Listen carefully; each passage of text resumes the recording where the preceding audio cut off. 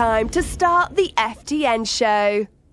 Hey everybody, welcome to Forged Narrative. My name is Paul Murphy, your host. On this episode, we're going to be talking about the Adeptus Mechanicus. This is going to get the sneak peek at the Codex. Hang out with us. This is episode 206. We are the Bella Lost Souls podcast. I'm joined tonight by Andrew Whitaker. What's up, homies? And Chris Morgan. I'd Mechanicum, but I can't. This section is sponsored by the Table of Ultimate Gaming. At the time we're recording this, it has 14 days left to go on its Kickstarter. They're going to be even less by the time you hear this released on Saturday. They're up to almost $740,000.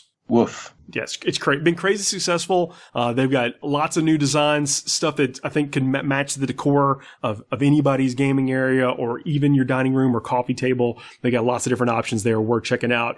The belief in the product, and you heard it in the interview with them a couple of weeks ago with us, is that people are flocking to the Kickstarter. You owe it to yourself to at least look at it. Just go check it out and see if there's any styles that match what you want. But we're going to be talking about Adeptus Mechanicus. This codex goes up for pre-order the day you're hearing this. And if you've been playing them with the index, a lot of things are going to be similar to you. But there also comes a ton of new rules in the Forge World rules. When I say that, it's almost like Space Marine Chapter Tactics. You're going to be able to pick a Forge World dogma and assign it to your army that's going to influence how you build the army. You're going to get stratagems specific to your army and some really cool relics. We always want to see more of 40k becoming fully fleshed out. Every new release makes the game better. With every new release, you add complexity to the game. You're adding an animal to the ecosystem. And every time you do that, the balance of power shifts. So it's good for the game, good for list creation, and I'm a big fan. In this book, there are also the knights. So all the base plastic knights have rules in this book. So there's a ton in here. And I said some of the stuff, we'll talk about it, but it's very similar to the index. And so if you've been playing it, there are going to be things that are very familiar to you. And I think you're only going to make some changes based on maybe the stratagems you want to use or the Forge Worlds you want to go for. Book's got all the stuff in it you might expect. It's got some paint scheme suggestions. It tells you about some of the lesser Forge Worlds, almost like second founding type Space Marine stuff. I'm only using that as an analogy. It has nothing to do with Space Marines, but I'm just saying that's something that you're probably familiar with, Chapter Tactics and successor chapters. And there's Forge World dogmas and other Forge Worlds they talk about in the book that are similar to this, but they're the main set of Forge Worlds have a specific rules just for them. That's also pretty cool. It makes me wonder what they're going to do for some of the other, like say, Space Wolves or Dark Angels, things that in the past haven't really had too much distinction between like the founder and the successor. Now, speaking from a 30k perspective, tons of personality. So to see that realized on the tabletop is really exciting for me. Yeah, I think so. This is going to be neat. I definitely think that it is an incredibly positive sign to see this for someone who wants to play, for someone who wants to see Catechins play differently from Talern or Cadian or Vestroyans within the Guard book. It's really cool to see the different, Forge Worlds play differently. Everybody knows the Catechins do better in close combat than any other Guard regiment. Exactly. It brings the fluff to life, and that's so important for gamers and for people who are buying into this hobby in its totality. Catechin guys, those are the jungle fighters. They're in your grill. They're fighting you close combat. The Cadians are the rank and file guys. They're marshaled. I really want to see that happen, and it's such a awesome thing to see it happen in the Mechanicum book as it's being released now.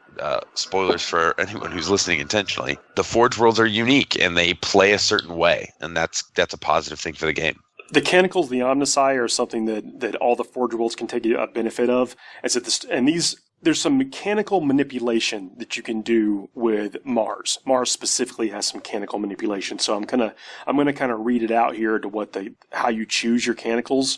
And then it will come up later. So all units with this ability gain a bonus during the battle, depending on the Canticle of the Omnissiah currently being canted. At the start of each battle round, pick which Canticle of the Omnissiah from the table below is in effect for the duration of the battle round. This is at the battle round, not player turn. I think that's probably an important distinction.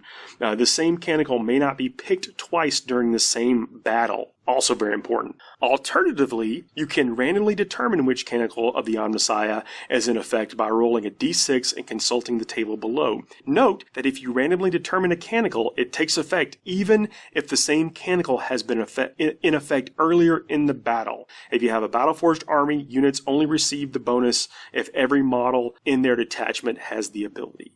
So, if I'm understanding this correctly, this is going to be extremely powerful if you have good rolls on this in the early game.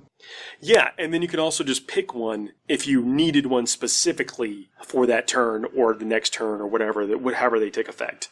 Now that's one of the things I love about 8th edition 40k is the power to choose, like the ability as a player to decide for myself what I need. Well, I like this here that it gives you both things. It's not one of those, it's like, before the game, pick or roll randomly if you'd like to determine what your relic or psychic power is. This tells you over the course of the game, you have the spelled out explicit option of picking a canticle or rolling and seeing what happens. I think that's a cool in-game, it's a decision point that was what's going to separate kind of the men from the boys on whether or not, hey, on this particular turn, I want to pick, but I can never pick again, right? So if I foresee needing this later in the game and really want it later in the game, I'm going to have to roll for it. Yes. But essentially, going into that, people should know that from a list design standpoint, you have to say, well, hey, there's these particular Forge Worlds have great bonuses, but this Forge World allows me to manipulate my canticle roll. So I think that's a cool. I'm just happy. Again, I'm so happy when creativity and list design options exist in the 40k meta, and I think that this particular codex is a big step in the right direction. What I want to go ahead and jump to is the Forge World dogmas. This is something where now they've got it. You know how the books are laid out now. You get the army base rules. You get to see all the options, all the things you can pick, and then it goes into a little bit more of the detail, kind of as you want to. Mars is the first one. Each time you randomly determine which canticle the Omnissiah is being canted, roll 2 dice instead of 1. All units with this dogma receive the benefit of both results instead of just the result of the first dice. If a duplicate is rolled, no additional canticle is canted this turn. This, on the surface, you're rolling 2 dice, you're probably going to get 2 separate ones. What you just mentioned, though, about Call, but Belisarius Call, he's a 250-point character. His stats are fairly the same. He can heal any Imperium faction as opposed to just a Forge World dedicated Adeptus Mechanicus faction. I believe that may be what his index says now, but he can heal any Imperium. So if you're sprinkling him in somewhere, you can probably still do that. But in a Forge World Mars detachment, he has the ability to plus or minus the dice rolled. So roll 2 dice, plus or minus, and at your leisure. You're never going to get a duplicate. You're probably going to get the good one, whatever that is, for the battlefield conditions every round. He's a big manipulator of the canticles. And it's really, remember again that you can burn a command point to reroll a canticle roll. I think it's pre-phase as well, so you're not. You're rolling this at the beginning of the battle round. There's no phase. Exactly. There's no phase at that point, so you're not taking the punishment on the reroll for any of the substantive phases, which means if you have Call and you're taking the Mars Forge World, you have, plus command points, you have an incredible amount of manipulation up and down the canonical chart, and then you're going to have 2 per turn. And that's a huge army buffs and force multipliers are how you win this game. There's no doubt about that. And so it stands to reason that there are going to be some phenomenal lists that get generated out of that Mars Forge World dogma that take advantage of maximizing those canticles. This is one of those things to where I think if you are taking Mars, you're probably taking Call automatically. Yeah, it's right there. You might as well maximize the benefit. And before I forget, all of these, if you're taking a battle-forged detachment of Adeptus Mechanicus, the troops will get the OBSEC under the Soldiers of the Machine God rule. This is something we're seeing in every codex, to where if you commit to the faction in a detachment, then you're going to get the OBSEC. You control an objective, even if you don't have the most models around it, which is nice. Yeah, I mean, I definitely agree with you. It feels like, hey, I'm going to play Ultramarines. Okay, are you going to bring Rowboat? Yes, you are, right? It's kind of a no-brainer, but that's not necessarily a bad thing, right? I mean, you want to play with the big named cool characters, so I don't resent that at all. He's an amazing model. He's got cool rules. It's the perfect storm of what you want to see on the table. The next Forge World is the Graia, Graia. The refusal to yield is the name of it. Maybe? Close enough. Yeah, we'll go with that. Roll a d6 each time a model with this dogma is slain or flees. On a 6, that model refuses to yield. Either the wound that slew it is ignored or the model does not flee. However, Forge World units with this dogma cannot fall back unless there is a friendly Forge World character on the battlefield. Now, it doesn't say near the unit, within 6 inches or whatever. It just says on the battlefield. But this, on a 6, that model refuses to yield is pretty strong because it can happen. You could even roll that in the morale phase. Yeah, that's the part that kind of makes this stand out to me is I don't think there is any other mechanic in the game that lets you save someone from running away. Is there something else you guys can think of within the indexes and the codexes that? Certainly not. This is a new phenomenon, and I think that the saving somebody from running away is what takes us over the top, essentially.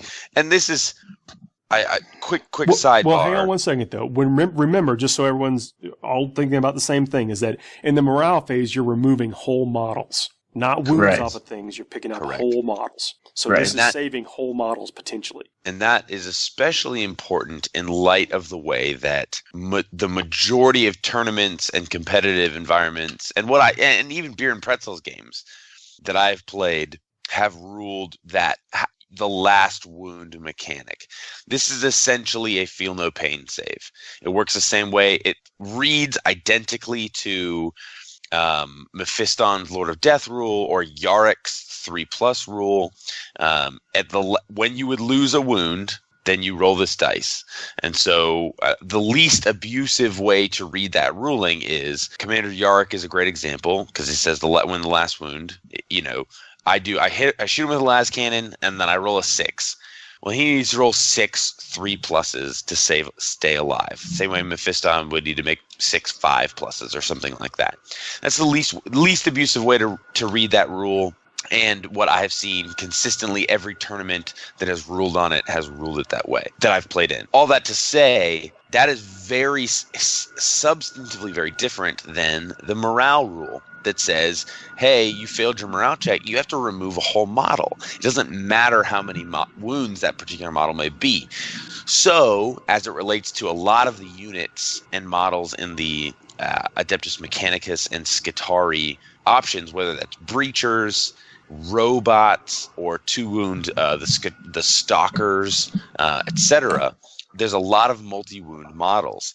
And so if you fail that morale test, instead of taking 2 or 3 or 4 quote-unquote feel no pain saves, you're taking a single feel no pain save. And that is awesome because that will save your bacon the time that you roll that save. I don't hate that dogma at all. It's essentially an army-wide 6+ feel no pain, and you can really do quality list designs around that idea. Metallica, the Relentless March. I know there's probably people out there with their color schemes that have been waiting on Forge World Metallica, or maybe have probably been using whatever their version of Forge World Metallica is for years now. If a unit with this dogma advances, it can ignore the penalty for firing assault weapons and treats all rapid-fire weapons it's armed with as assault weapons until the end of the turn. E.g., a rapid-fire 1 weapon is treated as an assault 1 weapon. Interesting.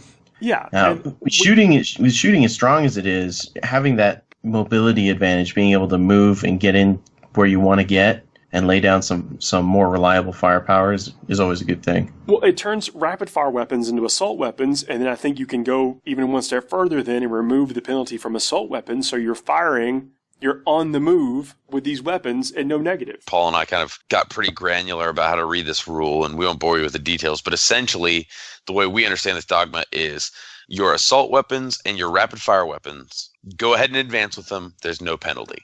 That's what it gets down to in brass tacks, which is pretty interesting, kind of the way this I think is a big bonus to troops. Both the Skitarii Rangers and the Skitarii Vanguard have either Assault 3 or Rapid Fire 1 weapons with the galvanic rifles or the radium carbines.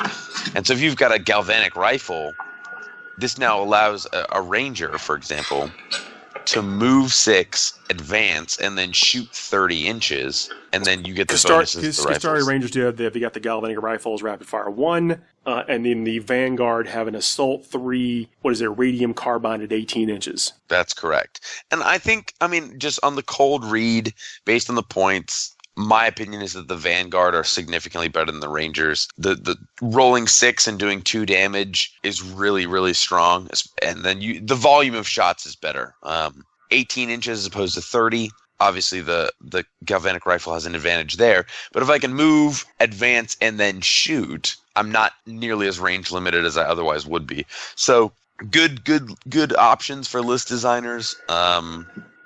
And then there's if as units get released and as we kind of dig deeper into this book, if you see other assault weapons, you're like, wow. The Corpuscari Electro Priest, they have a movement of 6 with their electrostatic gauntlets that are assault 3. And then each hit with a roll of a 6+ with his weapon causes 3 hits instead of 1. Yeah, I'm not going to lie. I am pretty fond of the Electro Priests in 8th edition. So, I don't know if that makes them better in a choice in an elite slot, but, that is a lot of shots and potentially a lot of hits coming from, no penalty, being able to go at least, probably 8-9 inches up and then firing the 12-inch guns. Sad but true. Lucius is the next Forge World dogma. When making saving throws, units with this dogma treat enemy attacks with an armor penetration characteristic of -1 as having armor penetration as 0 instead. This makes you very resistant to Storm Ravens. And heavy bolters. Well, they're on the Storm Ravens. The assault cannons and the heavy bolters on the front. The cheap Storm Raven. Yeah. So this rule troubles me. I think that if I'm being honest, and this is, in my opinion, by far the weakest of the dogmas. If you're going to play a competitive, unless you're like a die-hard fluff player of this particular Forge World. You haven't World. Seen the Stratagems yet. That's true. We haven't talked about that. And Warlord traits. There's things that factor in relics or whatever, but on the surface, I think this is not going to come up as often. Right. If it would be different if it said you treat all AP modifiers as less than they otherwise would be. As opposed, this is so like -1 counts as nothing. But if you've got a -2, I'm still -2. Yeah. Right. Like that's a huge difference. And it's a big power. It's a important, clearly powerful modifier that is intentionally truncated, and it's not a good option. Not everyone wins. We're not. I understand that we're participating. I think what you're saying is you're not going to play into that. You're not going to build towards this. There has to be something else there for you to want to consider this dogma. That's 1,000. Yes, exactly. You have to be either a giant fluff player for this particular Forge World, or there's going to be a stratagem buried in there that makes this incredibly powerful in order for it to be even on your radar as a competitive player. And that's fine. It's okay. It's okay. This next Forge World is the Agrippina, Staunch Defenders. Now this is pretty good. This Forge World has a cool stratagem we'll talk about in a few minutes. That I like it anyway. And it's got this that also plays into what I'm going to tell you about in a second. When firing Overwatch, units with this dogma hit on a roll of 5+ instead of 6, irrespective of modifiers.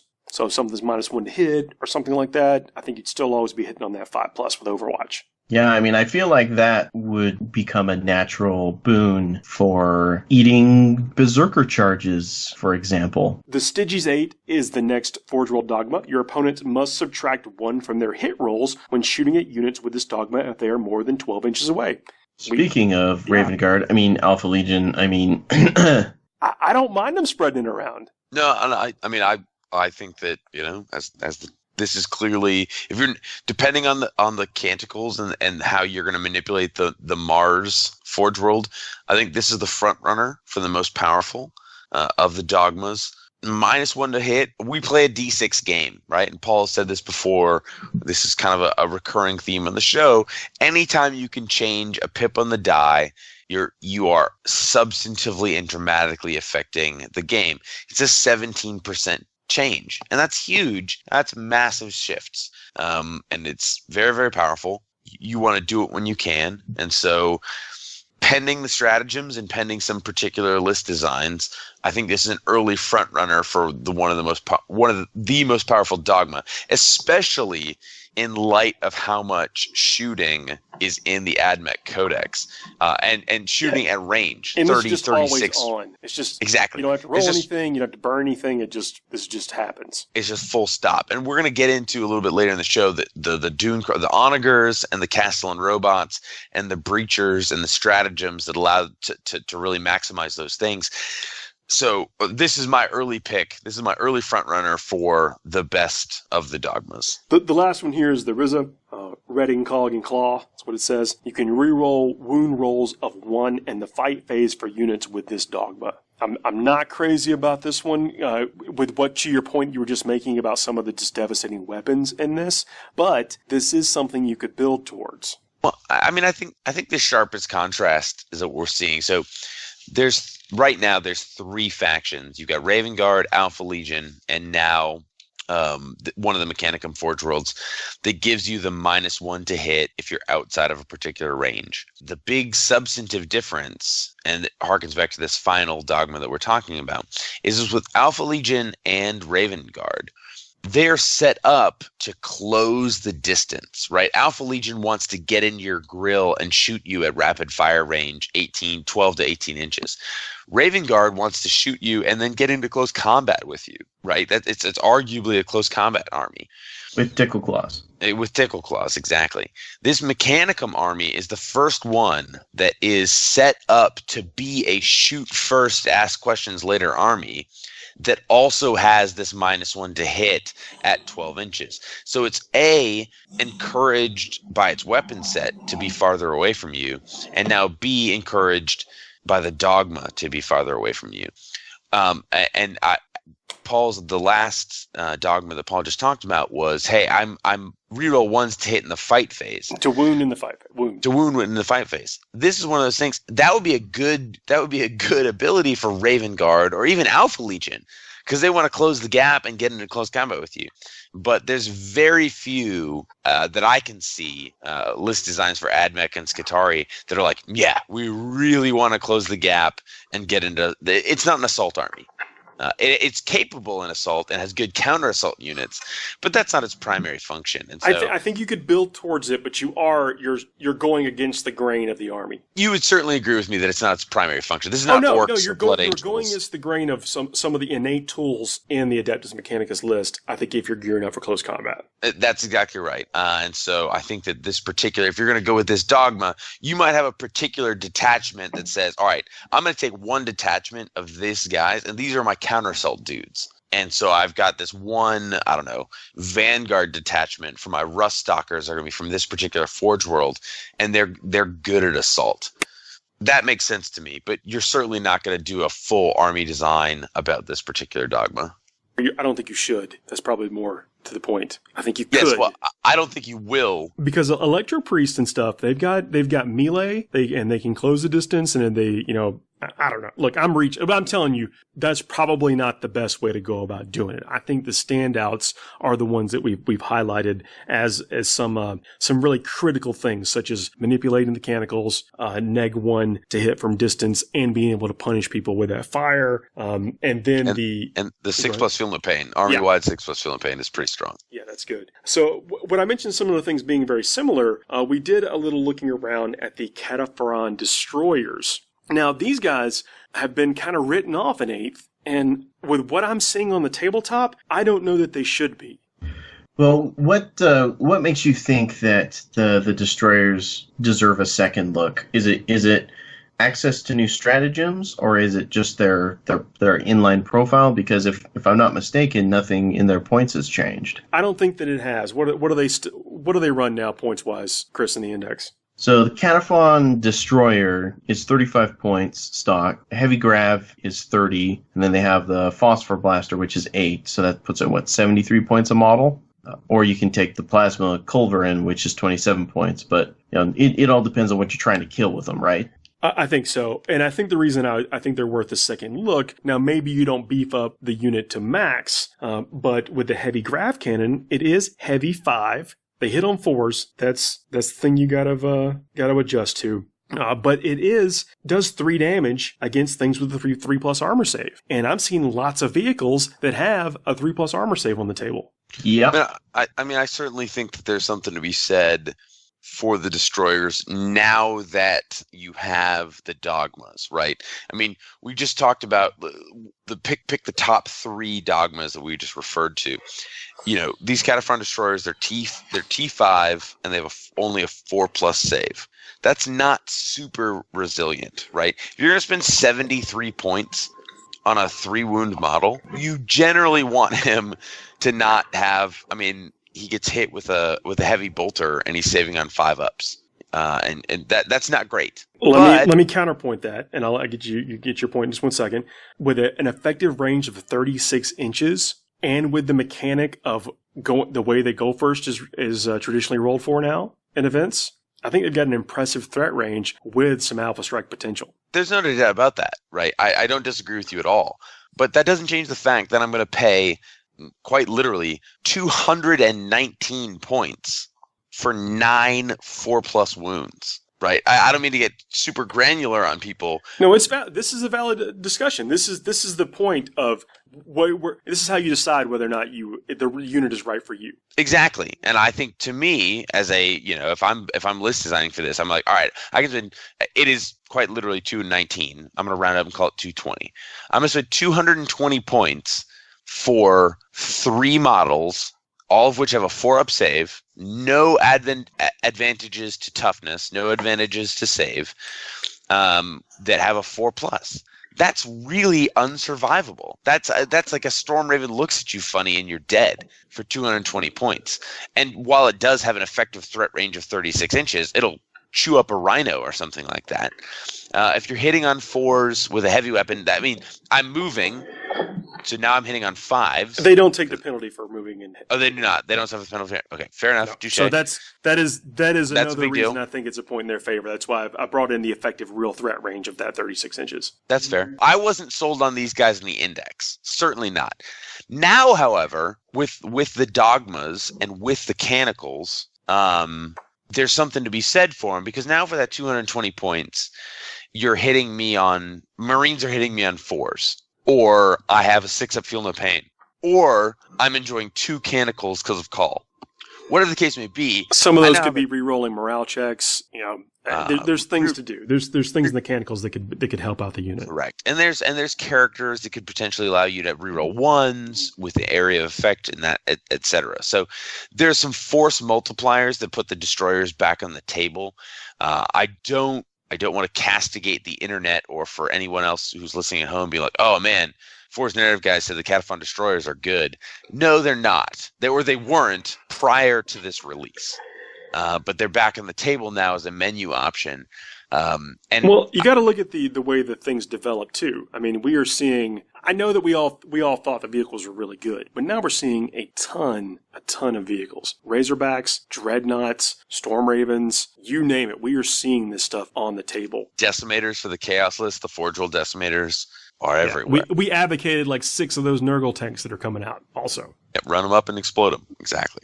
Yeah, they're going to be everywhere, and I think that now this stuff, it only gets you the extra damage against 3+ armor saves. So again, I think this is going to be situational, and then we will. There's like 27, almost 30 stratagems in this book, and some of them are Forge World specific, and those are the things that I think are going to help bring out the flavor of the army. I want to point out that destroyers, with what we're seeing a lot on the table right now, and some of the other things in this book, are an option. They certainly are. The stratagems and the dogmas, I mean, it's another animal in the ecosystem. I, for one, am most excited about the Castellan robots and the Onager. But the Castellan robots, I think they're the exact same, gentlemen. So that's what I'm talking about. If you've been playing with them and you like the way they worked before, they're going to work even better now. Yeah, because you're going to get to add stuff to them that they didn't have before: stratagems, relics, warlord traits, and whatever. Yeah, I mean, I the robots are, in my opinion, one of the best models I think it's the number one, maybe it's certainly top 3 unit choices for Adeptus Mechanicus. 6 wounds at toughness 7 with a 3+ save. They're fast at 8 inches a turn. They have an invulnerable save also. They have an invulnerable save of 5+, and it's a dramatic invulnerable save. It is a fancy one. It says if I roll a 6, the wounds are going to come back at you. Yeah, the unit that made the attack suffers a mortal wound. So the robots have, one of the big things that the Castellan robots have is they have battle protocols, one of which is called the Aegis Protocol. And it adds 1 to your armor or invulnerable saving throws. In the index, this allowed you to have obviously with a 5-up, you went from a 6-up invulnerable save to a 5-up. And why that mattered was with the repulsor grid, which said every time you rolled a 6 for your invulnerable save, the unit that made the attack suffered a mortal wound. In the new Codex, and Paul, you can read the exact language if you please. It says, in addition, each time you roll a 6 after rerolls, but before modifiers for the repulsor grid, that's when it bounces the mortal wound. So the +1 from the Aegis protocols will no longer benefit you. Yeah, on the bounce. It's going to give you a 4+ invulnerable save, but doesn't benefit the bounce. Right. So the index, the bounce helped you. The new book doesn't. But that doesn't change the fact that when you roll 6s on your invulnerable save, you're bouncing mortal wounds back to you. Anecdotally, I played at the series event a couple weekends ago that we talked about. In that tournament, I played my first round opponent had, I think, 10 Castellan robots. And in my first round of shooting, my entire Imperial Guard, 2,000 points of Imperial Guard shot at him, and I did a total of 7 wounds to him, and he did 8 wounds to me. Just on mortal wounds bouncing back because he rolled some 6s. And so all of my freaking that's unfortunate. manticores were just like receiving wounds. And that's a real possibility. So the Castellan robots, very, very good. And then you add these dogmas to them. And the one that matches up, I think, best with the robots is the dogma that it gives them the 6-up feel no pain. If you put a 6-up feel no pain, and you that's your words. It's not a feel no pain, but that's just something that we can relate to. It's the common parlance so that everyone can understand exactly what's going on here. That particular dogma essentially says when you lose a wound, you roll a die. If you get a 6, you ignore that wound. So when you put that on a 6-wound model, such as a Castellan robot, you're essentially increasing by raw math. And I know there's variances, but you're increasing the survivability of a robot by 17% without any points increase. Just full stop. I'm taking these robots. Good. When you set the units up, this Aegis protocol is in effect, and you can attempt to change the protocol to either the Conqueror protocol or the Protector protocol. And the Conqueror protocol says while the battle protocol is in effect, the unit cannot shoot, but it fights twice. The Protector protocol is where it's at, though. While this battle protocol is in effect, the unit cannot move or charge, but you can double the number of shots it makes with each of its ranged weapons, i.e. the Heavy Phosphor Blaster's type becomes Heavy 6, and the Incendiing Combustor's type becomes Heavy 2d6. That is a lot of shots. It's a ton of bullets. And that's why you see them when right it's now. not, but yeah. Yeah. Well, yeah, that's why you see them right now. These things are incredibly strong because you get to manipulate what their effectiveness is over the course. And T7 with a 3+ save, potentially 2+ save with the Aegis protocol, potential 4+ save with the Aegis protocol, adding ++ with the stuff in the Codex, they're just going to get better. And I believe they're the same points. So in the Codex, the Castellan robot is 65 points. What's their ranged weapon? They've got the Heavy Phosphor Blaster is 15 points, and the Incendiing Combustor is 21 points. Does that check out in the index? Well, the 65 points is right, and the Incendiing Combustor is 21, and was it the Heavy Phosphor Blaster? Yes. 15. I think that's all in line. Oh, and the Castellan Fist, 35 points. Yeah, the Strong Hand is 35 points. Yeah, so same points, still good. I think they are a big benefit or a big strong point in the army. We have seen on the tournament scene armies that are comprised largely of these guys and Call. Now, I don't know, will Call be the best one and Mars be the best one with these guys? Might have to change that up a little bit, but the offensive and defensive power of these robots still exist. I certainly think, and this is just Andrew's cold read, but I certainly think that the Castellan robots are the strongest unit in the Codex.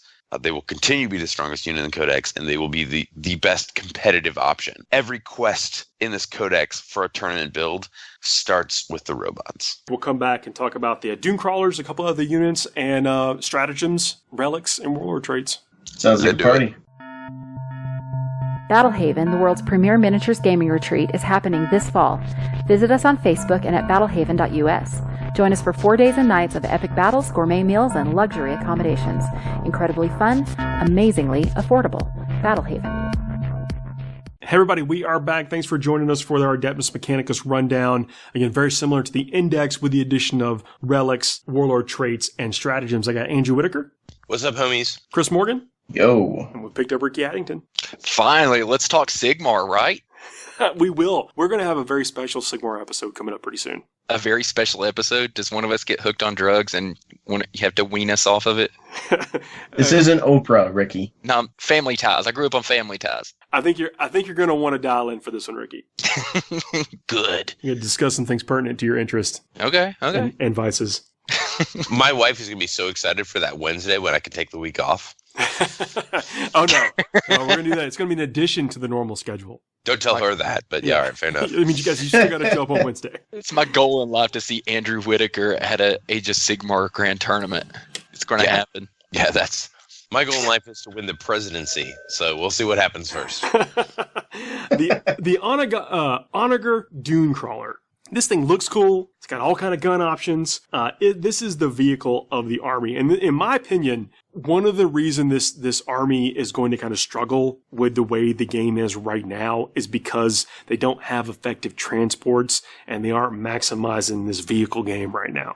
This Dune Crawler and the Castellan robots that we just talked about are kind of some shining beacons in that, if you ask me. Now, how do you feel about the Dragoons too? Because don't those are vehicles as well, aren't they? Well, they are, but they're like sentinels. They don't degrade. They've got 6 wounds. They're so they're not true tanks, basically. Yeah, in practice they're all right, but they are just more like a dreadnought. You know, they don't have they're toughness 6 instead of toughness 7.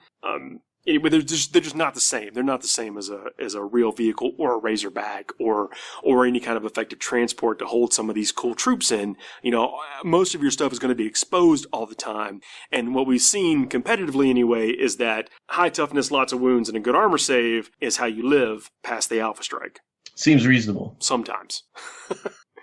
But this Dune Crawler, it's got a ballistic skill of 3+, which is good. A lot of the stuff in this codex hits on a 4. This hits at full damage when it's got 11. It's 11 wounds remaining. It hits on a 3+, with an 8-inch move, and you can put some good weapons on it. It comes stock with the Eradicator Beamer, which is a 36-inch range heavy D6 strength 8 weapon. A neg-2 armor save does D3 damage. When attacking units within 12 inches, change the weapon's type to heavy D3, but resolve the shots with an AP of neg-4 and a damage of D6. That's the stock weapon that comes on it. Yeah, that's like the inverse conversion beamer. Yeah, right?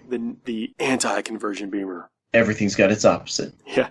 Well, the Neuron Laser, that's the 48-inch heavy D3 strength 10 weapon, neg-4 AP with D6 damage.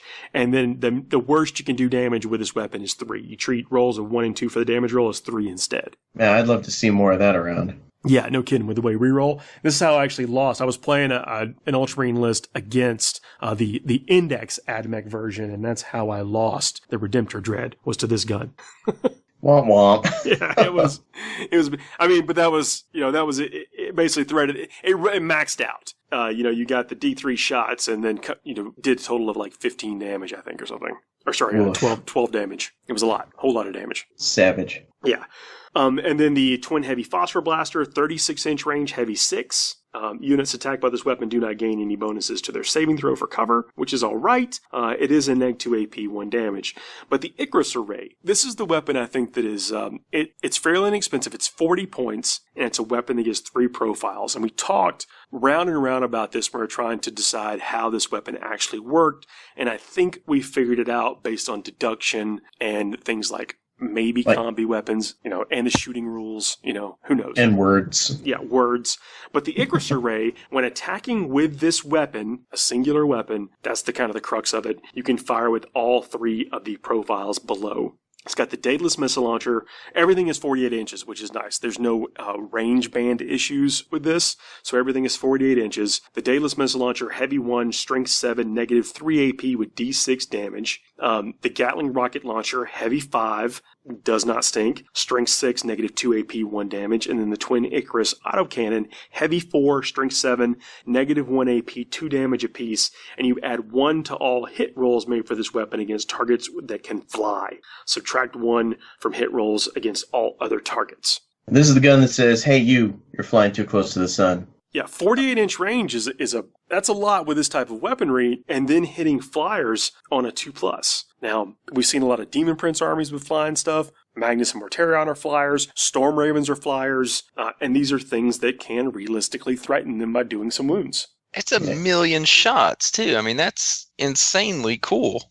Now, let's talk resiliency on this thing for a sec. I remember in 7th edition, it had the rule where if you had many of them close to each other, it improved their invulnerable save. Is that still a thing? Or is that not a thing that became a thing again in the Codex? The Imminatus Force Field. This model has a 5+ invulnerable save. You can reroll invulnerable saving throws of 1 for any Onager dune crawler that is within 6 inches of at least one other friendly. So it's not improving it, but you reroll the ones. So it is absolutely different than what it was before. On average, I feel like being able to just take 1 and having the 5 up is going to be better. This thing is a bit of a buffer to units around it. It has a broad spectrum data tether. Forge-world units within 3 inches of any friendly models equipped with this broad spectrum data tether at the start of the morale phase add 1 to their leadership for the duration of the phase. Now, what is the general leadership you would say in an AdMech army? You mean like the average stat? Yeah. Between 7s and 8s. 6. Oh, well, I think the infiltrators or rust stalkers are 6, the leader's 7, rangers 6, 7. It's going to be rare that you're rolling on something lower than a 7. Yeah, with being able to pick your casualties, your sergeant's going to live. Even with the Kataphron. I mean, yeah, it looks like the princeps are worst all case scenario, you're rolling on 6s. Yeah. Yeah, this does benefit from Mechanicals, and I know we haven't gone down the list of what the Canticles do, but it's important that this vehicle and even things like the robots and other things, pretty much everything in the unit or in the army benefits from the Canticles special rules.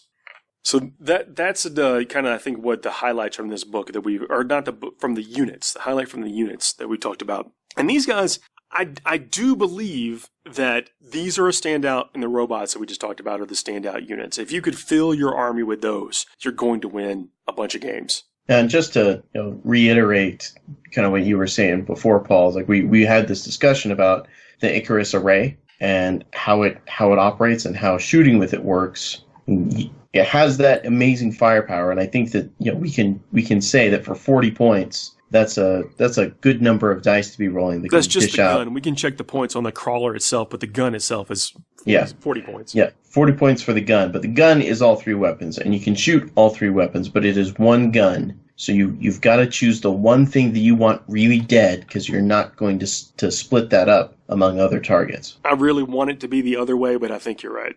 So the base points on the Dune Crawler is 90 points. So for 90 points plus the Icarus array for 40 points, you're looking at 130 points for that vehicle we just talked about. I think that's a steal. That's a really good deal. It has a little bit of a buff to other similar units of its type around it. It can buff the leadership, a little bit of the army around it, even though you do have command points you can burn around it. But it's a steal, I think, for the points and what vehicles bring to the game right now. And that is a lot of firepower. We see lots of things with... Remember, Fly lets you also fall back and shoot. It's an incredibly powerful ability. Lots of things that you're going to see competitively will have the Fly word, and this is hitting that stuff on 2 from a long way off. Yeah, that's where I think a lot of the heavy hitting fire base for this. And I think that especially with someone like Call with the Mars, I keep wanting to call it a chapter tactic, but Forge World Mars with Call. It's a dogma. It's a Forge World dogma. The dogma. Thank you. The damage potential from range is extremely high if you have a bunch of these around, and they're pretty cheap. I mean, 100. I wish I had as solid a fire base for that amount of points, like in my army. That would be refreshing. A lot of these, surrounded by Call with the rerolls, are going to end up putting out a lot of firepower and putting out a lot of hurt. Now, I don't think that that's going to keep them safe from the hardcore alpha strikes, and I feel like psychic powers are really going to hurt AdMech as an army. Are there any relics, Paul, that you know that protect against psychic powers? I did not spot one immediately, so don't quote me, because there are a lot of relics, and some of them are specific to the Forge Worlds themselves, but I did notice that a lot of them don't need a replacement. You can just get them. So, a lot of relics that we saw in the Space Marine book when that first came out is that they had to replace a power axe or a fist or a shield or something like that, and there was just a few of them that you could just take for your army. But in the Adeptus Mechanicus, there seemed to be a bunch that you could just take and didn't necessarily require a specific replacement. Do you mind if I go down the Canticles first? No, that's fine. I was just, on the subject of what you're going to see from this army and how the dune crawlers are going to fit in. Like, I'm thinking as an opponent, and if I'm staring down the table at a bunch of these, and if that becomes really popular, which I think it will, and because every AdMech army up to this point has had some of those in them anyways, I really think that psychic powers are going to be telling. For the Canticles, Incantation of the Iron Soul, you can reroll fail morale test. This may be exactly what it is in the index. Litanies of the Electromancer is the second one. Roll a d6 for each enemy unit that is within 1 inch of an affected unit. On a roll of a 6, that unit being rolled for suffers d3 mortal wounds. So that's the old shock. Chant of the Remorseless Fist. They sound cool. You can reroll any hit rolls of 1 for effective unit in the fight phase. Shroud Psalm. Affected units gain the bonus to their armor saving throw as if they were in cover. Units already in cover are unaffected. So I guess if you're charging across the field, then maybe you want that. Invocation of the Machine Might. Affected unit have +1 strength. And then Benediction of the Omnissiah. You can reroll failed hit rolls of 1 for effective units in the shooting phase. And this is one we're going to see with being able to manipulate this chart a little bit. You can get some army-wide strength from being able to reroll 1s and also rerolling morale test. So 1s and 6s in this chart are pretty strong, if you ask me. I'd agree with that. So the stratagems, so we'll get to the relics and stuff in a minute. There are a bunch of stratagems. I mentioned there are 27 stratagems in this book, I believe, on a quick count. And some of them are, of course, Forge World dogma specific. And I want to bring up one that's similar to the one that's in the Chaos Space Marine. This is called the Fresh Converts. And this is for the Agrippina stratagem.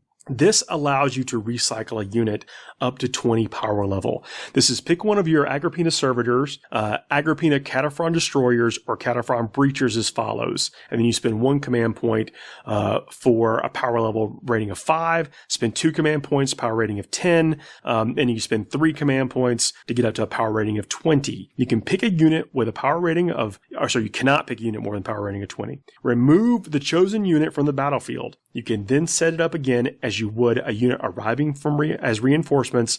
Set up the unit in your deployment zone within 6 inches of the edge of the battlefield and more than 9 inches from any enemy model at its full starting strength. So I have a unit of 6 Kataphron destroyers. I lose 5 of them, pop this thing off. They come back at 6 Kataphron destroyers. Yes. That's terrible. That doesn't sound very good at all. Yeah, I think there's some strengths here too, because this is one of those things that there's no exclusion from pulling them out of close combat. Yeah, that alone makes it, that just being able to pull them out of combat and, get them back into shooting without penalty is a win on its own. And, I'm going to get all my models back up to strength to go with it. Maybe me being too enamored with this particular stratagem is what made me kind of speak so kindly of the Kataphrons and even though there are a lot of points in their abilities in the first part of the show. But I think if you're going to use them, you might want to look at this Forge World dogma. Yeah. Do you think that the points are? I missed kind of the first part there, but do you think the points are fair to what they do now, or do you think pricey? Because you have to buy so much stuff with them. I mean, we're looking at, what are we looking like, an 80-something point per model? Oh, wow. Yeah, it's a bunch. But if you think of it this way, let's say your 900-point unit gets killed down to 1 man, and then you bring 900 points back. Yeah, then it's a bargain. Now, do not spend 900 points of your 2,000 points on that 1 unit. Oh, yeah, I've been biding my time over here. I got a lot of opinions about this. There's some things to be done vis-a-vis the Kataphron destroyers and making it happen. I don't necessarily know that bringing 9 of them at power level 20 and then just counting on your opponent to kill all but one of Kill them. eight and 2 To wounds kill on 8. one. Oh, haha! And you like stroke your evil mustache, and then bring the whole rest of the unit. I burned 3 command points, and now I have this whole army back. Right? Step one, grow evil. If that mustache. happens, Just give me a couple turns while I march back over there. no, if that happens, like with all due respect to you and or your meta, but you're playing against a terrible player, right? Like. There's it could just be unlucky. This could happen in turn 1. You could get alpha struck down to one guy. It could. And You're going to do it once. I could win the lottery tomorrow. And then you have to burn your command A strategy points. like that would work against me because I have this habit of leaving a model alive with just 1 wound when I really need it to die. Even against all best efforts. When can you pop that stratagem? Does it have to be in your turn? Yes. Okay, so Use there's the big issue. At the end of your movement phase. Use the stratagem at the end of your movement phase. Yeah, see, that's what makes it super situational, is if I have 9 of these dudes, I lose 8 of them. Well, how many points I'm going to have to burn the command points to keep them from failing their leadership, and then burn more command points to bring them back. So you just got to have a dune crawler next to him, so you're 1,000 points into this strategy already. Also, exactly. Also, what we're talking about here is, to take 6, 7, 8, 9 of these guys is going to cost you 700 points, and then the dune crawler that you're going to have to take is another to give them the +1 points. Their leadership. Exactly. So, yeah, it's cost prohibitive. It's not an effective competitive strategy. And that's a problem. That said, there's an argument to be made that says instead of taking the min squads, which the traditional thinking from a competitive list building standpoint is to take the minimum number of units to put these squads in. Yeah, the minimum number of models for the squad. Minimum number of models, excuse me. The minimum number of models to put into this unit. So if I'm going to take, for example, breachers, I'm going to take 3. I'm going to take 3 Kataphron breachers. If, for example, I'm going to take sanguinary guard, right? Well, then I'm going to be hospitalized because I've clearly been poisoned. But assuming that I wasn't actively poisoned, I'm going to take 4 of them because that's the minimum squad choice. This stratagem changes that dynamic such that you might take more than the minimum so that you can maximize this particular stratagem's power. I think the sweet spot vis-a-vis the destroyers is fewer than the 2 command point power. Yeah, right? something in the 10 power level. In the 10 power level, you want to take 6 of these guys, not 9. Because then that gives you 2 command points much. I know it sounds so stupid. No, it's not. It's an economy. It's so much more. It's so much more achievable, especially in the mid game on turn 2, turn 3. Then, oh my god, I have to burn 3 command points to make this thing happen. And then, conversely, if we've got a squad of 6 destroyers, well, I mean, if you're playing a competent opponent, he's going to think to himself, man, if I don't kill that whole unit, my opponent is going to just burn the command points, and they're going to come back to life at full power. Right? It doesn't take rocket scientists to figure out what a problem that is, right? This is not a once per game thing either. This is something you could just do. It's every time. He's going to target prioritize accordingly. He's going to say to himself, okay, I have to kill that squad until it's dead. Because if I leave a single destroyer with a single wound left, then they're going to come back to life and all of my shooting has been wasted. And so a capable opponent is going to make sure that this really isn't a problem. Or rather, let me rephrase that. They're going to kill the dune crawlers first. Exactly. They're going to target prioritize based their realization of how much damage they can do to your army. Take that for what it's worth. Realize how powerful it is, and then let it know that your opponent's going to know that. Know that your opponent is going to know it, and then let it saturate on you. If you're on a tabletop, take the extra minute and a half to really think through what damage you're going to do. And if you can't kill them till they're dead, don't shoot them. Don't shoot them. To Chris, to your question earlier about some anti-psyker stuff, there is a stratagem here. This is Steel Mine Iron Logic for the Gray Forge World Dogma. Use this stratagem when an enemy psyker manifests a psychic power within 24 inches of one or more of the Gray infantry units. Roll on a D6. On a 4+, that psychic power is resisted and its effects are negated. And that's a stratagem, you said, yeah? Yeah, it's 1 command point. Okay. So the nice thing about that is that it's like the old rune staff from Space Wolves from way back when. The bad thing is you get one shot. Yeah, how weird is it that the matched play is actually a tamer version? Like, if we were playing an open or narrative play, you could burn all these. You could do the one cool thing over and over and over again. I would have no command points by the end of the first turn. Yeah, pretty much. Yeah, I think you're right. There is the Lucius stratagem. It's kind of cool because it fits in with like Lucius pods and stuff. Use this stratagem during deployment. You can set up a Lucius unit from your army in a teleportarium chamber instead of placing it on the battlefield at the end of any of your movement phases. Can teleport it onto the table, 9 inches away from an enemy, of course. But this is not restrictive of an infantry or anything. It's just any Lucius unit for one command point used during deployment. And Lucius is the Forge World? Yeah. Can I make it Imperial Knight Lucius? You can't. You cannot. The knights are in this book, but they are not Adeptus Mechanicus, and they have a household keyword and not a Forge World keyword. Just wanted to make sure. Okay. Yep. See, you've got to remember, Ricky, that Creed isn't part of the Mechanicum, or the Mechanicus, and he's currently in a box. So... Fair enough. The Styges 8 stratagem is the clandestine infiltration. This is essentially infiltrate. At the beginning of the first battle round, but before the first turn begins, the unit is revealed, set up anywhere on the battlefield that is more than 9 inches away from any enemy models. And that's for Styges 8? Yep. Can Imperial Knights be Styges 8?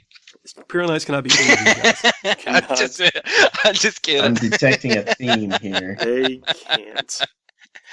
The Metallica strategy. That's the kind of wish listing you get when you tune in to Forge the Narrative, right? It's just Ricky cackling, Quality work right there. His Northern Virginia butt off, just be like, whoa, wouldn't it be awesome if this other wildly ridiculous thing was to happen? Hilarious. Yes, awesome. Go, Ricky, go. Metallica's Deafening Assault. Use this stratagem at the start of the morale phase. Pick one of your Metallica units. All enemy units within 6 inches of that unit must subtract 1 from their leadership characteristic until the end of the phase.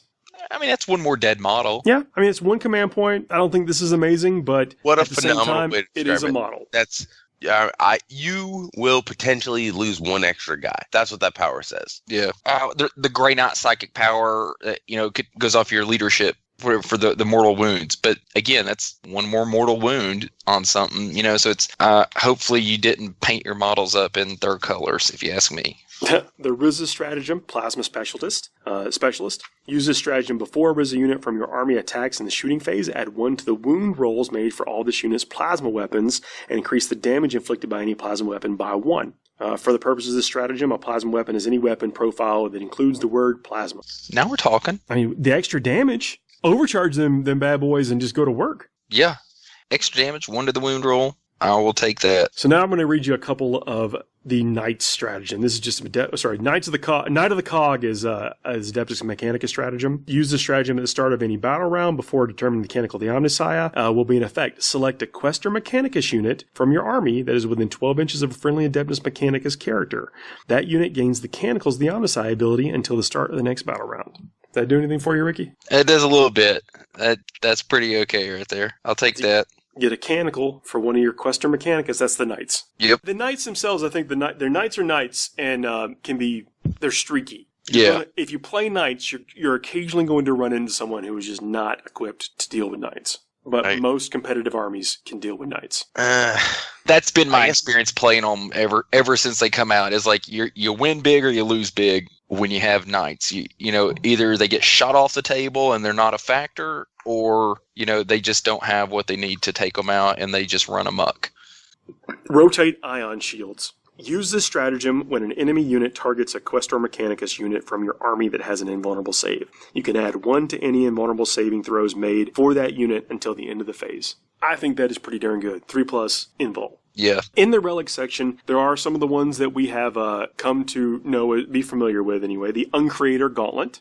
Models with a Power Fist only. This is one of the ones you have to replace. It's a melee weapon, ×2 strength, -3 AP, D3 damage. When attacking with this weapon, you must subtract 1 from the hit roll. I don't know if I'm a fan of that. I know that's a balancing thing because there's no initiative anymore, but I think that we're in a point in the game where it's a very aggressive game now that I don't know if we need that -1 to hit. But if everyone gets it, it's about it's fine. Yeah, it's all fair. Oh, what's the extra? Each time you benefit? Successfully wound an enemy vehicle with this weapon, the target suffers 1 mortal wound in addition to any other damage. So you got multiple attacks. This attack is doing multiple damage, and each successful wound roll is going to do an additional mortal wound. Now that'll add up. I'm trying I think so. I'm trying to look when the through here and weapon's see already who doing gets D3 power. damage. I mean, so you're gonna get 2 attacks, get through 2 wounds, get through. Maybe it starts to add up. I don't know. The Skull can of say- Elder Nicola. That's the one that you shocks people all around. You still does the same thing. Once per game in your shooting phase, the bear can unleash the power bound within the skull. Should the bear do so, roll a dice for each enemy vehicle within 2d6 of them, and roll on a roll of a 2+, that unit suffers a mortal wound. And that's a free relic. You don't have to replace anything for that. You can just choose that relic. So, was that one use only, or was that once a turn? That is once per game. Once per game. Okay. That'd be fun against those Razorback parking lots. Yeah.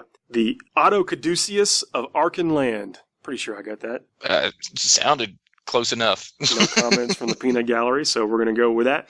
At the start of each of your turns, the bearer of this relic heals 1 wound. In addition, when the bearer uses an ability to repair a friendly Adeptus Mechanicus model, such as Master of Machines, you may re-roll the dice when determining how many wounds are regained. I don't think that's bad. No, it's got utility. If you built, you've built your fire base of these Castellan robots and dune crawlers.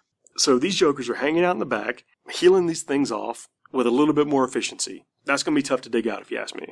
Yeah, I mean, if you have that set up, your opponent is going to have to commit, and I mean, you can almost you're going to know if you can make a unit that tough, they're either going to have to commit everything to it or ignore it, and that helps you because you limit his options.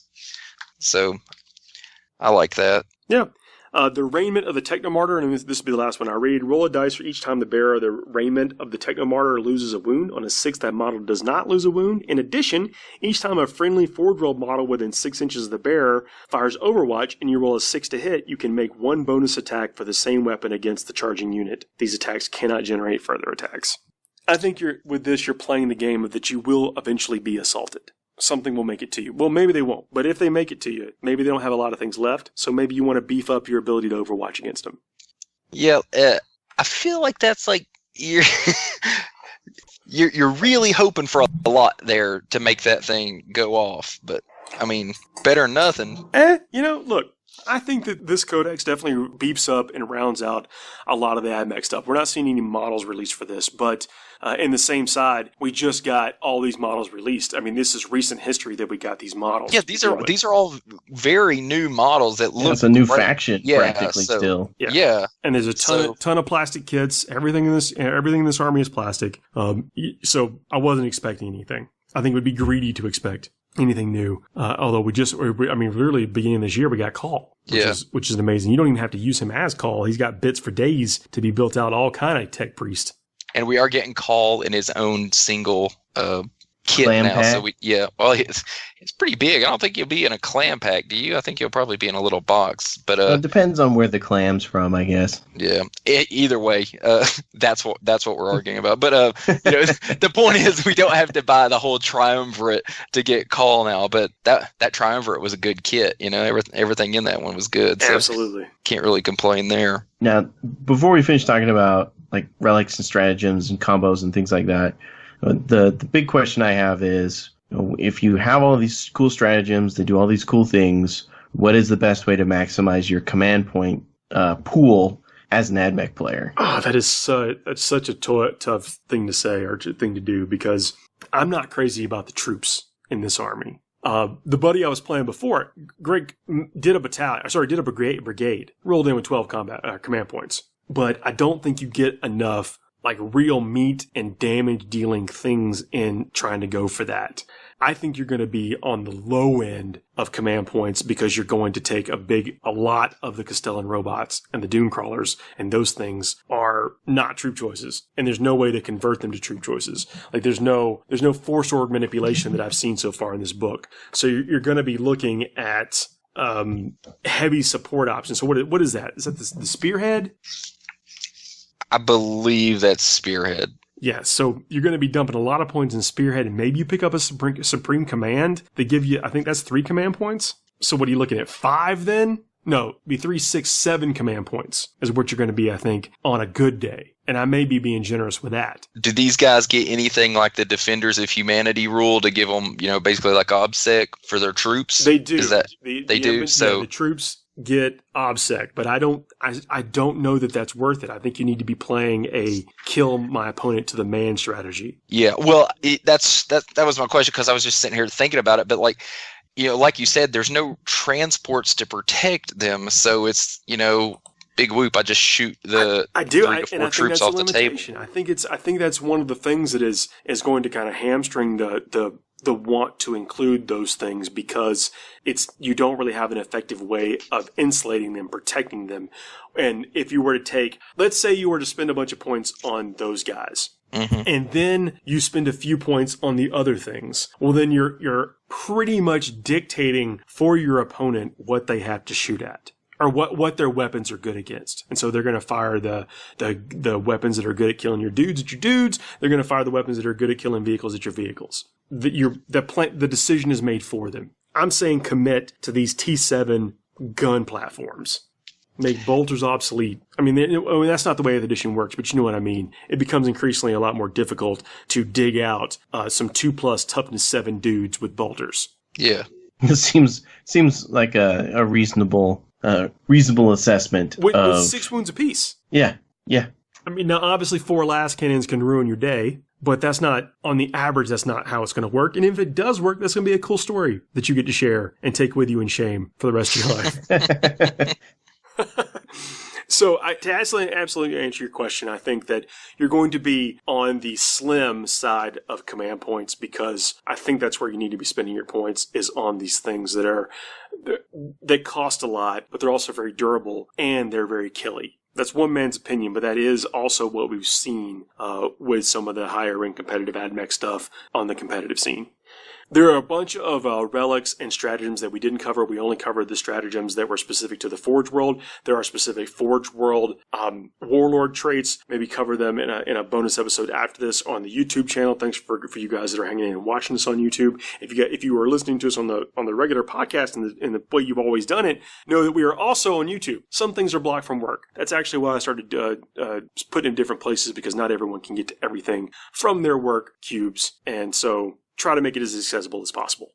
But look for more content coming out, talking about more in this stuff. We didn't cover the knights. The knights are in here with the households. There are no household rules specific. You can just assign a household to it, and that will determine what your faction is. But there are no additional rules right now that I saw for the household units. I'm still holding out for some Hawk Shroud rules, so I feel like that's going to come. Like all the stuff they're talking about in there is like more like for Mechanicus aligned houses, and so there should be one that's more. We'll probably see Imperial. Well, there's no end of supplements they can do. We're going to see. Yeah. I mean, if I were a betting man, we're going to see White Dwarf stuff. We're going to see campaign stuff after the Codexes are released.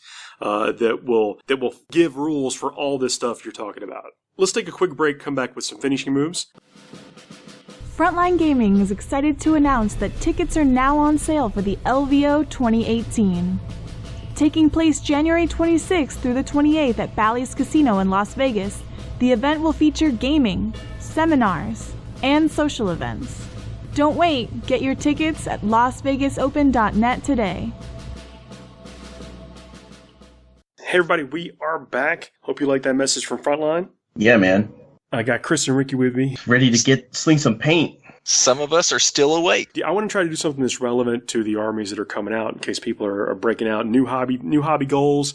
Want to see people's work in progress on Twitter and stuff. That's where I've been posting mine. I posted a sweet pic of Mortarion as he's work in progress. Bear with me as I struggle through the painting. This is that model is gorgeous. Not mine. The model itself is gorgeous, and it paints up easier than you might expect. Except this cloak. This cloak is going to give me fits, but I'm going to try. But that's not what this is about. This is going to be about using some decals. The AdMech, the newer armies got some really cool AdMech decals. I think you can even get some AdMech, some extended version of the decals from the Games Workshop site and Forge World. And even the Knight decals and some of the Space Marine stuff, well, you can still blend it into your AdMech line to represent either the Forge Worlds or squad markings within the Forge Worlds. But their decals, they seem kind of complex, and sometimes they're a little larger with multiple designs on them. And if you don't do them a certain way, the finish has a lot to do with it, but they get cloud up and might not look as good. And so I thought it'd be a relevant topic because those are things that are going to come with everybody's AdMech kits now, and might as well. But you can use this technique for any decals you're going to use. The Forge World decals come on a little bit thicker of a transfer. The slide is at least it feels like to me anyway, that the transfer, like the actual film that the decal is printed on, is a little bit thicker than the other ones. So you can be a little bit more hands-on with them and get them, position them around and worry about them breaking less than you can the stock decals you may get in other places in the other Games Workshop kits. Yeah, and with the thicker paper, one of the things that you're going to want to be ready for is if you're trying to apply that to a curved surface or something with lots of ridges, like say the back of a cloak, you're going to want to have something to soften that up just a little bit, because it's naturally going to try and retain its own shape, even when you get it soggy with water. Wouldn't you agree, Paul? I do. And let me bring up a tip that I got from watching the Games Workshop tutorials with Duncan Rhodes. For years, I have cut out the decal as close to the design as I could, and then carefully place it on the surface of the water and hope that it is floated there. And then when I think it's soaked for enough time, there was always a careful balance of, has it soaked enough for the paper to fall off? Has it soaked enough for it to separate in the water? Am I going to have any trouble getting it out? It's like a game you play. It's like, throw me the slide, I'll throw you the whip, Indy. It's one of those types of situations. But what Duncan showed us in the tip, though, is he would dip the decal in water, still in his hand, for 10 seconds or so, and then take it out and put it on a piece of tissue paper. And the water will just soak in to the paper, and it will release on its own, and you won't have to worry about losing it in the bottom of your water cup. Yeah, that's the way I've always done it. Mainly because as soon as that thing sinks, then you're trying to stab it. Yeah, I've lost many a good decal over the years to the bottom of my paint cup. Now, I do change out the water, but yeah. But you don't want to see, you got that one good decal left, and all of a sudden, it falls off. You're ninth dude in your squad. Yeah, exactly. You always got that one dude who doesn't have, a symbol on his shoulder. I guess you get the skull on this one. Yeah, you get the crossbones. You're a veteran or something. But what I always do, I stab mine with my hobby knife after I cut it out. I dip it in the water. Oh, and another thing, just while we're on water, don't use the same water for your decals as you do your paint. All right, make sure you have. I have two cups. I have one cup for paint that I use, and then I have another cup that's specifically for decals. So there's no metallic paint particles or anything getting. I actually have three because I use a metallic. I have fancy cups. Sorry, let me go on a tangent here. I have three cups. I have one for normal paints, one for metallic paints, and then I have one for decals. That way, you never want to have metallic paints in with your normal paints because that's gross. But the same thing applies for your decals. You don't want to have that nice white decal come out with flecks on it from something else. I sure hope you use like something different than a cup for whatever you drink, Ricky. Well, I have 4 cups. I guess that's the fourth cups cup. Yeah, 4 cups. Yeah. But yeah, you gotta have a balanced diet of metallic flakes and non-metallic. Pyramid. I thankfully never made that mistake, but there are tons of memes out there with that marked paint water or not paint water, and mistakes were made at some point. When I first got into modeling, my dad, I was at my grandmother's house, and I was working on a model, and I was painting it, and my dad walked by, and the cup was there, and he thought it was my drink, and he took a sip. Just grabbed it and took a sip, and I was like, wait, did you just drink that? And he's like, he got this look of dread on his face, and he's like, I guess I'll be okay. So he's still alive. So you dip the decal in the water, let it sit on its own for 10 or so seconds. Yeah, well, sometimes what I do, okay, so like my process, depending on how big the decal is, it's going to take longer, obviously, because the water's got to soak in. But I never apply a decal without a few things first. If we can back up and, tell me to stop if I start rambling here, but I love decals. So, the first thing you're going to do is clear coat with a gloss varnish wherever you're about to apply that decal. Yeah, I think Okay. you're right on this. There are people that do it differently, but I think that is the most commonly accepted way. Yeah, so what I do, I have a Vallejo gloss varnish that I use. I mean, there's a million of them out there, but just get a gloss varnish, just a clear coat, because what that does is that's going to give you the smoothest surface possible for that decal to lay on. Get that on there, go through, and if you're going to do them in batches, do all your models with that clear coat, and then you got to let that stuff dry completely. It can't be remotely wet at all, or it's going to interact with the glue and the water on the decal, and then it will get cloudy and ruin everything. But once that's done, get the decal wet and place it somewhere. I just throw mine on my wet palette and my cutting mat, and I just let it sit there. And while that is soaking through and getting ready, I use either microset or microsaw, depending on what I'm doing. So microset is just a setting solution for your decals. It just helps the decal set on the model and adhere better. Microsaw is used on very curved surfaces. So if you're putting it on robes or shoulder pads, microsaw will actually start to dissolve the. I use a product called Walther's Solvaset Decal Setting Solution. Same kind of stuff. I think I got this bottle here in the 80s, and it's essentially been a lifetime supply. Does it smell like straight vinegar? I haven't gotten that close to it. I spilled half of my microset once, and the whole place smelled like my grandmother's bathroom or something. Where they go, your grandmother cleans everything with vinegar.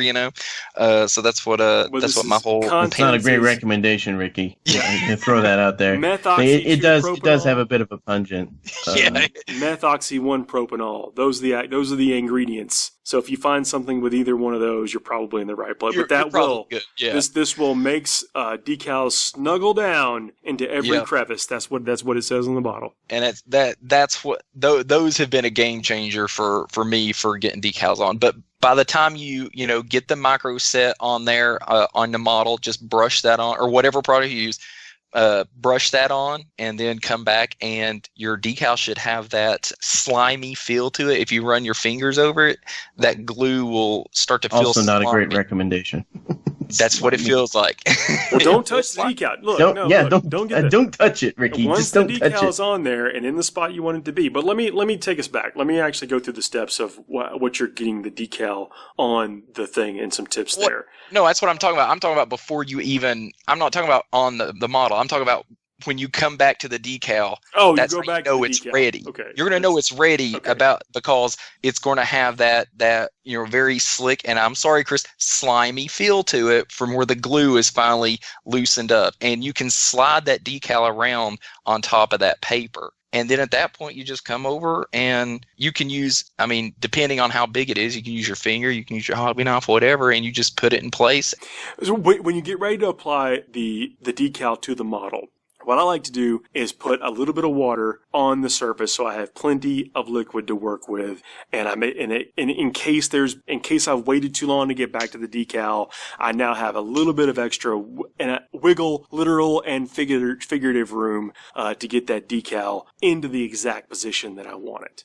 And the microset will do the same thing for you there as well. Yeah, and if you get too much, after you've got the decal right where you want it, I occasionally I've seen people use paper towels, but I use a paintbrush. Just whatever paintbrush I've got going around, a clean one, because it will soak up that liquid that's keeping that thing moving around. Yeah, and I will use a paper towel a lot of times, but have you ever had it happen? You'll use the paper towel, and then all of a sudden your decal's on the paper towel. And that's why I use a paintbrush. I can get a little more surgical with it. I feel like I'm having a little bit more control. Now, again, as you get more accomplished and confident with this, you can figure out what's best for you. I use the paintbrush. What I like about a paper towel is on the bigger ones, you've got a lot of the setting solution or a lot of moisture there. You can just kind of set that paper towel up to just right at the edge of that decal, and it will kind of draw that setting solution out and help it just kind of just plant itself there. So that's kind of how I like to do it. Oh, that's good. Yeah. Yeah, and don't do that with a micro saw. If the microsol you want to leave there because it's dissolving that. It's eating that clear plastic. So you don't do it with that one. You just let it sit there, and that one, if you're new to this sort of stuff, it takes a time or two to kind of get the hang of, because you're going to work with it as it's setting. You've got a little bit of time, but not much. And this is one of the things I use the paintbrush. I'm kind of like stabbing at it, like same thing. Just wanting to like get it in that exact. I just want to tap it. Just want to tap it till it gets right in the spot, and then try my best not to touch it again. And then cover it with the Solvaset. And you can actually go back with the Solvaset after the I guess you're using microsol, I'm using water, has dried, and you can go back with the Solvaset then to start doing some of that process. Yeah, microsol, when I've used it on the infamous ultramarine shoulder pad, which is a nightmare to get that shape to lay down on a normal marine shoulder. So the microsol, you'll come in and work with it, and it will lay it down. Another trick is on some of those decals, on rounded surfaces, instead of just cutting the decal out, go in and where you can make little cuts on the clear part so that decal can spread out. Not on the picture itself, but what you're creating don't cut the picture. Fold, easy to fold, or in this case, dissolve parts to make it conform to the shape of the model you're putting it on. And that helps a lot. I think so. So the reason we're bringing this up now because AdMech have tons of cool decals. And they're awesome. Yeah, and distinctive stuff. It's things that you can really make squad markings out of in a way that there's like clear sergeant decals that match the smaller squad size decals, and they can go a long way to really making your army stand out. All the little numbers and the cogs and everything. I think that's, if you get them on there and do it right, it's very distinctive, and it helps kind of distinguish the admin. I mean, they're already very unique looking army, but I just love seeing those little cogs on the robes and stuff. I think it's just really cool to see that kind of archaic, wizard looking robes on these dudes that are robots, and then they have, instead of runes on there, they've got gears and stuff. It's such a cool look. So I definitely like it when anybody can do that. Absolutely. And the things you're talking about, Ricky, can be used on any model. I mean, the techniques and the products work for any application of this. And another thing I wanted to say, the microsol, and I'm sure yours will do it as well. If you mess up a decal, this stuff you can put on there and it will dissolve it fully, and that decal can come off. Oh, wow. So that's what's good about it is, it's good and bad, because when you're using microsol, you get it right where you want it. But if you put too much on there, that thing is just going to, it will just dissolve the whole thing. Yeah. So it's probably I don't want to say like super advanced, but it is a step up. I haven't had that happen unless I know I'm going like way too No. Yeah, you're definitely going to make a concentrated effort to do that with this, or you're going to have been messing with it for too long. Like, it's not right. And then all of a sudden you're like, oh, this thing is falling apart. But you'll get the hang of it with the microsol. The microset is the easiest thing in the world to use. It's fantastic. The microsol, you got to there's a bit of a learning curve with it. But should we go on and say what we do now after we get it on there and we're happy with it? What would you do next? Okay, so for me, if I can, just jump in here. I've loved this conversation because, Paul, you got me a set of the Blood Angel decals while you were over in Nottingham, and it was my first experience actually putting them on a model. And one of the things that I was really worried about is that shine you get from the decal material, right? But it's like it's printed on thin plastic, and if the rest of your model is matte, how do you deal with that shine? Now, there's a couple of different ways I figured out how to do that. The first one was to use like a matte varnish, and that's great if you have nothing else on your model that you want to shine. But there's also, if you go to like a hobby store or even like a Hobby Lobby or wherever, and you find just some brush on matte medium, and you water it down like say 1-to-1, Games Workshop 50% water. Medium works that way also. But will that do it? Yeah.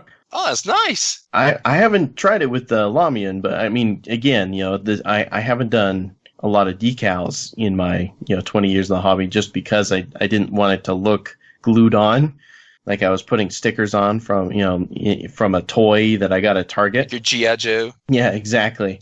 But I was very, very pleased with the effect that I was able to get. And when I showed it to one of my buddies, I said, "Hey, look, I just tried decals." He's like, "Oh yeah, decals. I hate how it looks shiny." Oh my gosh, that looks great. Yeah, there's two steps after putting it on there that changes the whole thing. Yeah, you can't just slap it on, because if you don't do some of the things we're talking about, you'll see the line that you cut out. Like you'll see that ridge. It'll look very different. But now look, some of this stuff from 3 feet away, no one's ever going to care about. This is, we're talking about taking it up that one. Glaring in your eye.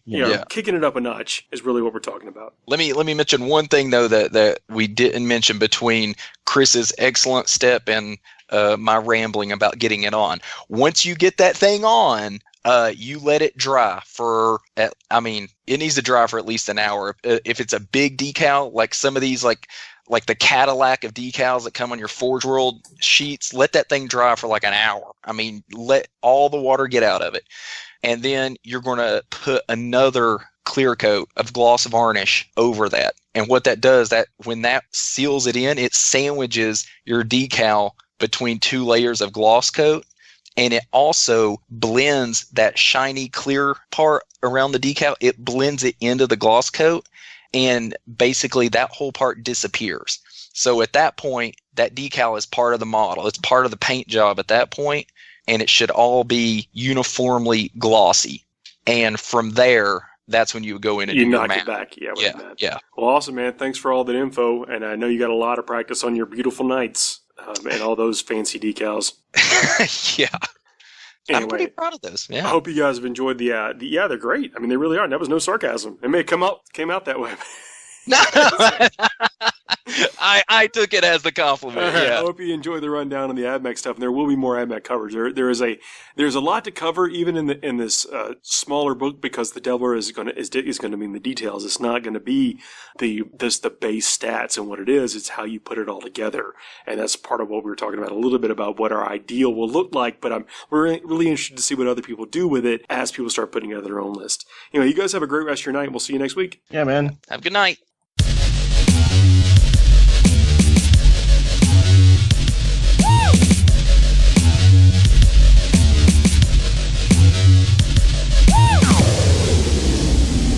I'd rather kiss a Wookiee.